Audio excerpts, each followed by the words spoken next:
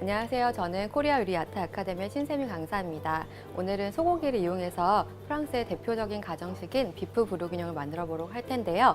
보통 프랑스 요리하면 비싼 레스토랑을 가거나 아니면 어렵다고 느끼시는 분들이 많은데 오늘은 시중에서 쉽게 구하실 수 있는 재료로 쉽게 집에서 만드실 수 있는 방법을 알려드리도록 하겠습니다.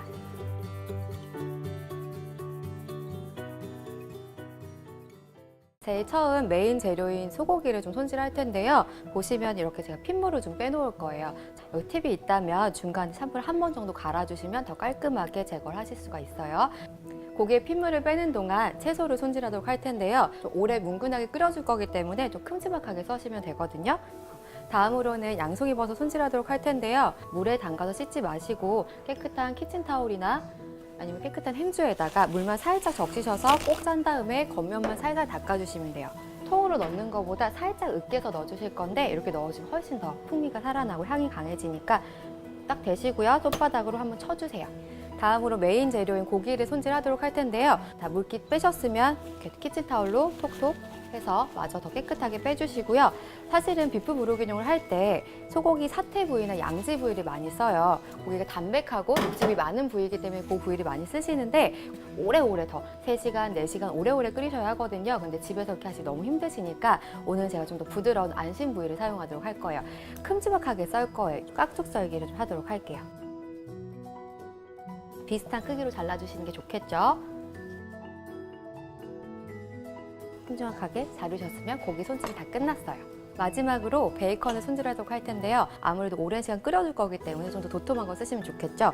이거는 그냥 한 입 크기로 써시면 돼요. 한 1, 2cm 정도로 이런 식으로.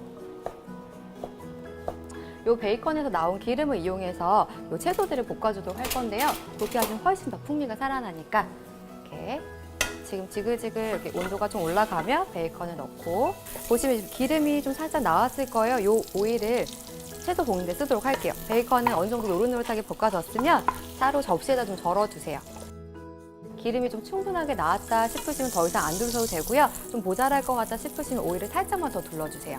살짝 두르신 다음에 불은 계속 센 불로 유지를 할 거예요. 이 상태에서 양파하고 당근, 샐러리를 넣고 볶아줄 건데요. 이때 만약에 내가 조금 더 공을 들이겠다 하시면 양파의 식감을 좀 살리기 위해서 반 분량만 볶으시고 나머지는 따로 볶아서 마지막에 넣도록 할 텐데 나 너무 귀찮다 하시면 그냥 한 번에 다 넣으셔도 상관없어요. 채소는 이렇게 오래 볶으실 필요는 없고요. 센 불로 잠시만 볶아서 향을 내주시면 돼요. 향을 내신 다음에 바로 건져내실 거예요. 오일을 조금만 더 두르시고요. 손질해놨던 고기를 넣고 겉면만 살짝 갈색이 나도록 구워주도록 할 거예요. 너무 타지만 않게 잘 긁으시면서 볶아주시면 돼요. 그래서 겉면만 살짝 익혀주시는 거예요. 왜 이렇게 하냐면 완벽히 익히는 과정이 아니에요. 이렇게 하셔야 오래 끓여도 안에 육즙이 유지가 되기 때문에 겉면만 살짝 굳혀주시는 실링이라는 과정을 거치는 거예요. 겉의 색깔만 변하면 바로 여기다가 미리 볶아놓았던 나머지 재료들을 넣고 섞어줄게요. 다음에 들어갈 재료들을 넣을 건데 가장 중요한 버터를 넣어주실 거예요. 레시피에 있는 무염 버터 어렵게 생각하실 거 없고요. 일반적으로 마트 가서 사시는 것 대부분이 다 무염 버터고요. 간이 배 있지 않은 버터란 뜻이에요. 한 큰술 정도만 넣을게요. 그 다음에 제가 토마토 홀이라는 걸 넣을 건데요. 보시면 이렇게 토마토 껍질을 벗겨놓은 거예요. 이거 간이 돼 있는 건 아니고 그냥 순수 토마토니까 이걸 여기다 하나 넣어주세요. 그다음에 농도를 좀 내주기 위해서 밀가루를 좀 넣어줄 거예요. 밀가루는 버터랑 동량이고요. 한 큰술 정도만 넣도록 할 테고 종류는 크게 상관없어요. 집에 있는 거 아무거나 넣으셔도 돼요. 한 큰술 넣으시고 그다음에 아까 우리 찌어놨던 마늘도 같이 넣도록 할게요. 그래서 보통 소스 끓이실 때 많이들 쓰시는 월계수잎이라는 애를 쓸 건데요. 얘는 고기의 잡내도 잡아주고 향도 주는데 얘는 만약에 내가 집에 없다 하시면 선약하셔도 괜찮아요. 넣고 같이 볶아주세요. 네, 달달 볶으신 다음에 어느 정도 볶으다 보면 좀 끈적한 느낌이 나실 거예요. 어느 정도 끈적한 느낌이 나면 와인을 넣어주도록 할 거예요. 와인은 레드와인 아무거나 쓰셔도 되는데요. 단 주의하실 점은 단맛이 나는 디저트 와인 같은 거는 좀 피해주시는 게 좋아요. 넣으실 때는 불을 센 불로 계속 유지하시고요. 알코올을 날려줘야 하기 때문에 셀 때 알코올을 넣어주세요. 넣은 다음에 제가 아까 말씀드렸던 디글레이징을 하기 위해서 바닥까지 긁으면서 혹시나 달라붙어 있는 고기나 이런 것들 좀 떼주면서 같이 섞어주도록 할게요. 이렇게 해서 잠시만 끓이시면 와인 안에 들어있는 알코올은 날아가면서 고기 잡내도 같이 잡고 날아가 주거든요. 그런 다음에 와인 풍미만 남게 돼요. 와인을 넣고 알코올이 어느 정도 날아갔으면 불을 줄이실 건데 그 전에 이걸 쓸 거예요. 이거는 뭐냐면 치킨스타 큐브예요. 육수를 이렇게 응집해 놓은 걸 생각하시면 되는데 육수 끓이기 힘드시니까 이걸 넣으시면 되는데요. 혹시 여기 없으시면 그냥 생략하셔도 괜찮고요. 대신 여기는 간이 좀 되어 있어요. 그래서 안 쓰실 경우에는 소금 간을 마지막에 조금 더 봐주시면 될 것 같아요. 이제 끓는 때 넣으시고 알아서 녹을 거니까 한 번만 더 저어주도록 할게요. 넣으신 다음에 한번 끓어오르면 약불로 줄이시고요. 뚜껑 덮으셔서 짧게는 30분에서 길게는 1시간 정도만 뭉근하게 끓여주시면 돼요. 비프 브로기뇽이 어느 정도 익고 나면 고기도 익고 농도가 좀 걸쭉하게 나오고 나면요. 마무리를 하도록 할 텐데요. 좀 아삭한 식감을 좀 살려주기 위해서 반은 제가 남겨놨었잖아요. 이걸 따로 볶아서 넣으시면 훨씬 더 맛있게 드실 수가 있어요. 팬을 먼저 달구도록 할게요.